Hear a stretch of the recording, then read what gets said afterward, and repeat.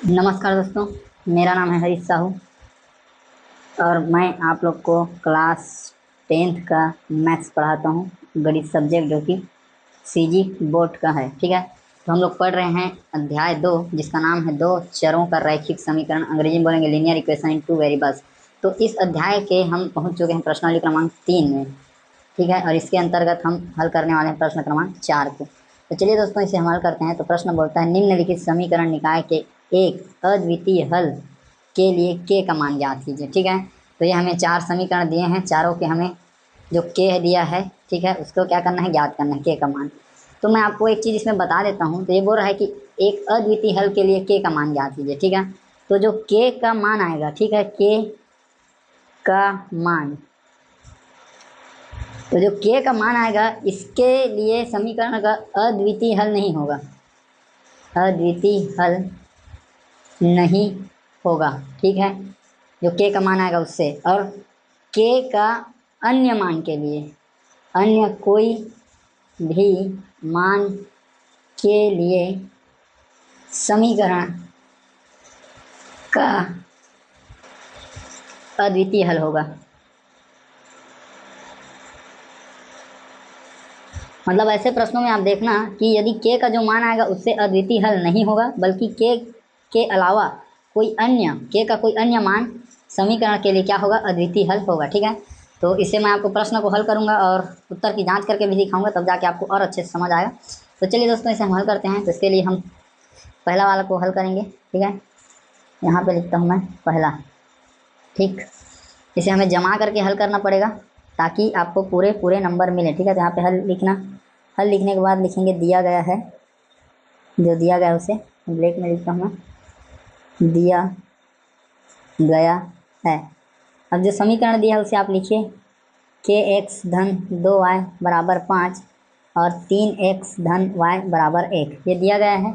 अब यहाँ पे आप लिखेंगे, चूँकि जो गुणांक ज्ञात करने का व्यापक समीकरण है वो इस प्रकार है, b1y बराबर c1, उसके बाद a2x धन b2y बराबर c2। ठीक है, इसे आप मानेंगे समीकरण 1, इसे मानेंगे समीकरण 2। अब समीकरण 1 व 2 की तुलना करने पर, ठीक है, दोनों समीकरण का तुलना करेंगे तो मान निकल के आएगा a1 a2, a1 का मान है k, a2 का मान है 3। ठीक है, फिर है b1 b2, इसका मान है 2, इसका मान है 1। फिर ये है 5, c1 c2 का मान है 5/1। ठीक, ये हमें 3 मान मिल गए। अब हमें प्रश्न बोला है कि हमें किस चीज़ के लिए ज्ञात करना है, तो एक अद्वितीय हल। ठीक है, तो यहाँ पे हम लिखेंगे प्रश्नानुसार अद्वितीय हल के लिए। ठीक है, अब अद्वितीय हल के लिए ज्ञात करेंगे तो हम इसको लेंगे a1 a2 बराबर नहीं है b1 b2 के। ठीक है, मान रखेंगे तो a1 का मान है k/3 बराबर नहीं है इसके 2/1 के। अब क्रॉस मल्टीप्लाई हो जाएगा यहाँ पे, पक्षांतर की क्रिया, तो हो जाएगा k गुणा 1 बराबर नहीं है 3 गुणा 2, तो k बराबर नहीं है 6। ठीक है, तो देखो k क्या है, इस समीकरण का ऐसा मान है जिसके लिए अद्वितीय हल होगा। लेकिन ये बोल रहा है यहाँ पर कि k का एक ऐसा मान है 6 जिसके लिए अद्वितीय हल नहीं है। ठीक है, तो यहाँ पर हम लिखेंगे कि k बराबर 6 एक ऐसा मान है जिसके लिए समीकरण का अद्वितीय हल नहीं होगा तथा k का अन्य कोई भी मान के लिए समीकरण का अद्वितीय हल होगा। ठीक है, यहाँ पे मुख्य रूप से के बराबर 6 के लिए क्या है, अद्वितीय हल नहीं होगा, अद्वितीय हल नहीं होगा। ठीक है, ब्लू पेन ले आते हैं। अद्वितीय हल नहीं होगा किसके लिए, के बराबर 6 के लिए। और के का अन्य कोई भी मान रहेगा तो उसके लिए क्या हो जाएगा, अद्वितीय हल होगा। ठीक है, तो जो समीकरण दिया है जैसे ये वाला, ठीक है, इसको आप यहाँ से उठा लो, उत्तर की जांच कर देते हैं यहाँ पे ताकि आपको समझ में आ जाए। ठीक है, उत्तर की जांच, तो उत्तर की जब जांच करेंगे तो देखिए के बराबर 6 के लिए मैं बोल रहा हूँ कि समीकरण का अद्वितीय हल नहीं होगा। ठीक है, तो यहाँ पर A1 A2 और B1 B2 इसको लिखते हैं A1 A2 B1 B2। अब देखो के का मान मैं क्या रख दूंगा, 6, तो हो जाएगा 6/3 2/1। A1 का मान है 6, के की जगह में आ जाएगा 6/3 और फिर है बटे 2 1। ठीक है, तो देखो 3 एकम 3, 3 दूनी 6, क्या आ गया 2/1 बराबर 2/1। मतलब यहाँ पे क्या आ गया कि A1 A2 B1 B2 आपस में क्या हो गए, बराबर हो गए। तो इससे क्या हो जाएगा कि यह बोल रहा है कि समीकरण का कोई हल नहीं होगा। इसका अर्थ है मतलब जब हम के बराबर 6 इस समीकरण में अगर रख देंगे तो क्या हो रहा है, समीकरण का कोई हल नहीं हो रहा है। इसीलिए मैं बोल रहा हूँ कि के बराबर 6 के लिए समीकरण का अद्वितीय हल नहीं होगा। ठीक है, और के का यदि कोई अन्य मान हम रखेंगे तब जाके समीकरण का अद्वितीय हल होगा। ठीक है दोस्तों, तो बहुत ही आसान है, केवल आपको कॉन्सेप्ट को थोड़ा सा समझना पड़ेगा। उसके बाद हमने ऐसे के बहुत सारे प्रश्नों को किया है। ठीक है, तो वीडियो को रोककर आप इसे नोट्स बना लेंगे। आगे बढ़ते हैं प्रश्न क्रमांक 2 में। दूसरा प्रश्न, दूसरा को लिखते हैं। यहाँ पर है 2 बराबर 2 हल, फिर यहाँ पे लिखेंगे आप दिया गया है,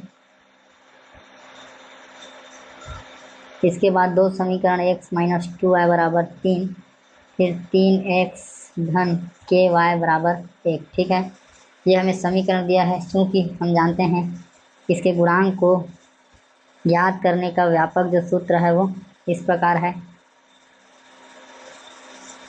इसे मानेंगे समीकरण 1, इसे मानेंगे समीकरण 2, और यहाँ पे लिखेंगे कि समीकरण 1 और 2 की तुलना करने पर। ठीक है, जब तुलना करेंगे तो A1 का मान आ रहा है 1, A2 का मान आ रहा है 3, फिर B1 का मान आ रहा है -2 और B2 का मान आ रहा है K। ठीक है, और C1 C2, तो इसका मान है 3, इसका मान है 1। ठीक, तो हम किसके लिए ज्ञात कर रहे हैं, एक अद्वितीय हल के लिए। तो यहाँ पे लिखेंगे प्रश्नानुसार अद्वितीय हल के लिए। ठीक है, तो फिर ये वाले को लेंगे हम अद्वितीय हल के लिए। फार्मूला हमारा ये बराबर नहीं होता है B1/B2 के। ठीक है, अब मान को रखेंगे तो इसका मान है 1/3 बराबर नहीं है किसके, -2/k।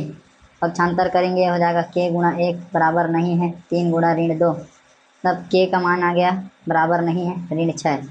ठीक है, तो यहाँ पर फिर से लिखेंगे कि k बराबर -6 समीकरण का वह -6 एक ऐसा मान है जिसके लिए समीकरण का अद्वितीय हल नहीं होगा। ठीक है, तथा k का अन्य कोई भी मान के लिए समीकरण का अद्वितीय हल होगा। ठीक है दोस्तों, इतना आप लिख देंगे। आप चाहें तो उसमें उत्तर की भी जांच कर सकते हैं। ठीक है, आपको इस ये वाले में इतने में आपको रखना पड़ेगा। ठीक है, यहाँ पर यदि के जगह में आप ऋण 6 लिख देंगे। ठीक है, यदि आप यहाँ पर जो 1/3 है, इधर फिर है 2/k, और यहाँ पर यदि आप ऋण 6 लिख देंगे तो क्या हो जाएगा, ये 1/3 और 1/3 मतलब A1 A2 बराबर हो जाएगा B1 B2 के लिए। मतलब ये अगर हम k बराबर 6 रख देंगे, ऋण 6 रख देंगे समीकरण में, तो ये समीकरण का कोई भी हल प्राप्त नहीं होगा, और इसके अलावा कोई भी मान रखेंगे तो क्या है, समीकरण का अद्वितीय हल प्राप्त होगा। ठीक है दोस्तों, ये आपका दूसरा प्रश्न भी कंप्लीट हुआ। तीसरा प्रश्न को हल करते हैं। आप इसे एक बार नोट कर लें। ठीक है, वीडियो को रोक करके इस प्रकार से आपको लिखना पड़ेगा स्टेप बाय स्टेप, तब जाकर आपको नंबर पूरे मिलेंगे। ठीक है, आगे बढ़ते। चलिए दोस्तों, तीसरा प्रश्न को हल करते हैं। तो यहाँ पे लिखते हैं तीसरा, यहाँ पे हल, यहाँ पे लिखेंगे दिया गया है।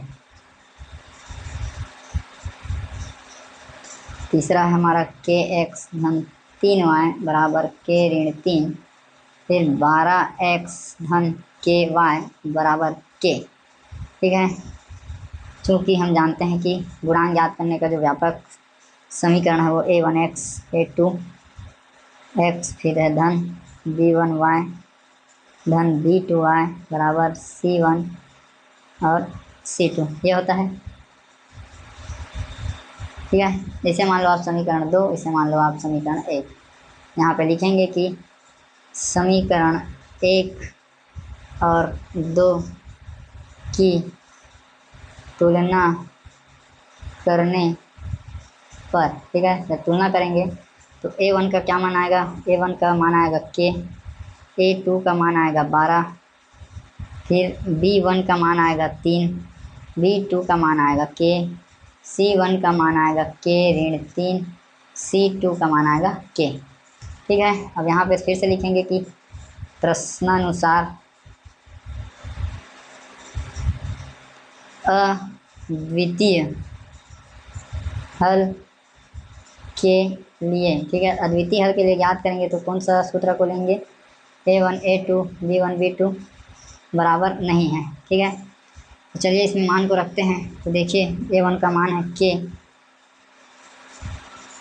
और फिर A2 का मान है 12, B1 का मान है 3, इसका मान है k। ठीक है, तो ये हो जाएगा k वर्ग, इधर लाएंगे k को, k गुणा k बराबर नहीं है 12 गुणा 3, k वर्ग हो जाएगा बराबर नहीं है 36 के, वर्ग का पक्षांतर करेंगे तो इधर हो जाएगा करणी, k बराबर नहीं है 36 होता है 6 का वर्ग, k बराबर आ गया, k बराबर नहीं है इसके लिए प्लस माइनस यहाँ पे बराबर नहीं है, प्लस माइनस 6 के लिए। ठीक है दोस्तों, तो ये आपका k का मान आ गया।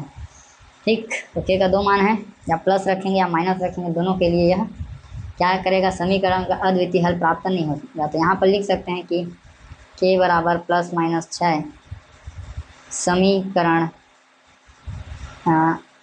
है एक ऐसा मान है जिसके लिए समीकरण का अद्वितीय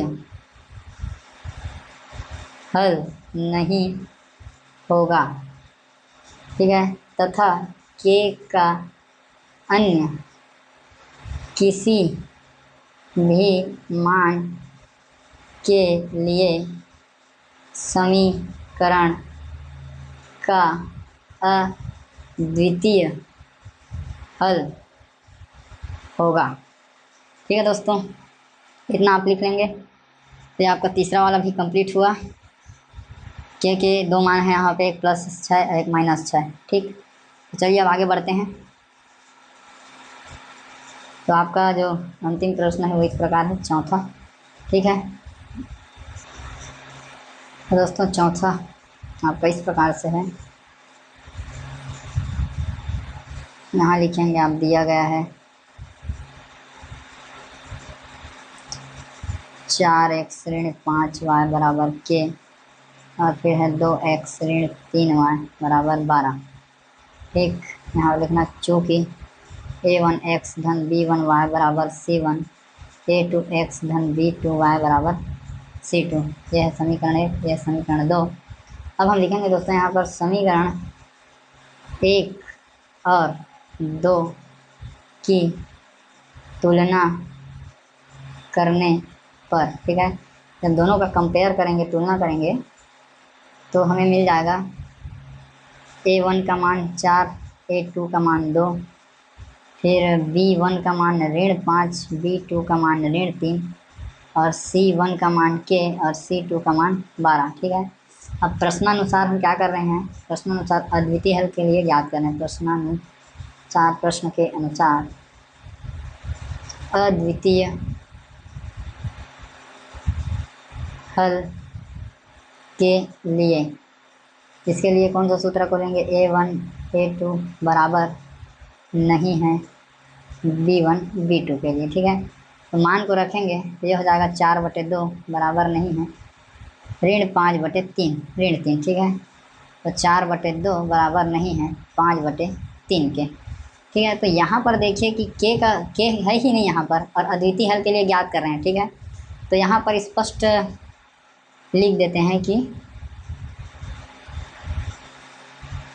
के का कोई भी मान नहीं होगा, ठीक है, क्योंकि के यहाँ से गायब हो गया है, ठीक है दोस्तों। इसको आगे C1 के लिए हल नहीं करना है, क्योंकि हमें अद्वितीय हल के लिए पूछा है, तो हम इसी को लेके आगे बढ़ेंगे। और यहाँ के है ही नहीं समीकरण में, तो के का कोई मान नहीं होगा, ठीक है।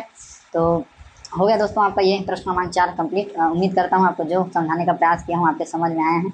यदि समझ में आया है दोस्तों तो वीडियो को शेयर जरूर कीजिएगा किसी ज़रूरतमंद तक, और लाइक ज़रूर कीजिएगा, और मेरे आत्मविश्वास को दोस्तों बढ़ाने के लिए चैनल को सब्सक्राइब जरूर कीजिएगा, ठीक है दोस्तों। मिलेंगे नेक्स्ट क्वेश्चन के साथ, तब तक के लिए जय हिंद, वंदे।